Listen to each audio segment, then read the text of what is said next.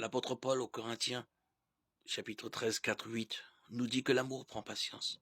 L'amour rend service, l'amour ne jalouse pas. Il ne se vante pas, ne se gonfle pas d'orgueil. Il ne fait rien d'inconvenant. Il ne cherche pas son intérêt. Il ne s'emporte pas. Il n'entretient pas de rancune. Il ne se réjouit pas de ce qui est injuste, mais il trouve sa joie dans ce qui est vrai. Il supporte tout. Il fait confiance en tout. Il espère tout. Il endure tout. L'amour ne passera jamais. Cet hymne à l'amour figure avec raison au palmarès des textes choisis dans de nombreuses cérémonies, et en particulier celle du mariage ou les rencontres communautaires. Elle s'ouvre par « L'amour prend patience et se conclut par « Il endure tout ».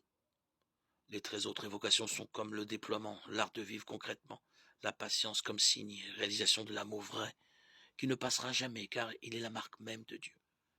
L'amour prend patience parce qu'il est vérité. L'immédiateté est souvent un piège, nous sommes tous en chemin, fait d'aller, de retour, de stagnation, et nous visons l'infini de l'amour.